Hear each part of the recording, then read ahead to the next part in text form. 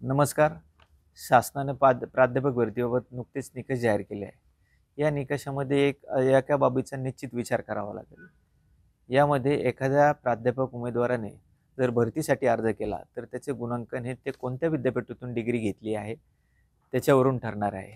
म्हणजे आपल्याला सांगायचं झालं तर जी खाजगी विद्यापीठ आहे, सिम्बायोसिस असेल, डी वाय पाटील असेल, अशा विद्यापीठाचं रँकिंग हे आपल्या सार्वजनिक विद्यापीठापेक्षा वरती आहे. आणि मग याच्यामधून असं होईल, जो उमेदवार या खाजगी विद्यापीठातून अर्ज करेल त्याला मिळणारे गुण हे जास्त होतील. आणि जे आपली सार्वजनिक विद्यापीठ आहे, मग पुणे विद्यापीठ असेल, ग्रामीण भागातील मराठवाड्यातील असेल, अशा विद्यार्थ्यांची काय चुकी आहे की बाबा मी या विद्यापीठातून शिकलोय मग त्यामुळे मला गुण कमी मिळतील. जो खाजगी विद्यापीठातून शिकलाय मग त्याला गुण मिळतील, गुण हे जास्त मिळतील. मग या बाबीवरती खरं वास्तविक शासनाने यामध्ये विचार करून आपल्या ग्रामीण भागातील जी मुलं आहे यांच्यावर अन्याय होणार नाही याचा कुठेतरी विचार करावा लागेल. आणि जी खाजगी विद्यापीठ आहे यांची फी जास्त आहे, आपण पाहतो ती सदन आणि शहरातील मुलं त्या ठिकाणी शिकायला जातात.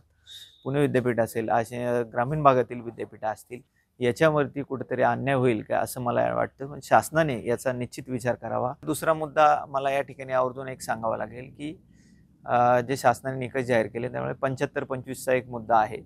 याच्यामध्ये 75 मार्क हे त्याच्या बायोडेटाला दिले जाणार आहे आणि 25 मार्क हे मुलाखतीला दिले जातील.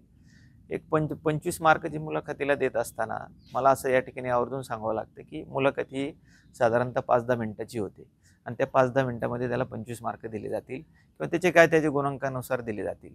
परंतु यामध्ये एक मला आवर्जून असं सांगावं वाटते की जे मुलाखत घेत असताना शासनाने अशी एखादी यंत्रणा उभी करावी की त्याला एखादा प्लॅटफॉर्म उपलब्ध करून की तो वर्गामध्ये कसं शिकवतो आणि वर्गामध्ये शिकवत असताना त्याची पाहणी करून आणि ह्या 25 मार्कामध्ये त्याला वर्गामध्ये कसं शिकवता येते याच्यामध्ये याचा अंतर्भाव केला पाहिजे आणि त्या दृष्टीने त्याचे मार्क दिले गेले पाहिजे. आपल्याला विद्यार्थ्यांना चांगल्या दर्जाचे शिक्षण, चांगल्या दर्जाचे संशोधन हे जर करायचं असेल तर विद्यार्थ्यांना शिक्षणासाठी व संशोधनासाठी चांगल्या दर्जाच्या सोयीसुविधा उपलब्ध करून द्याव्या लागतील.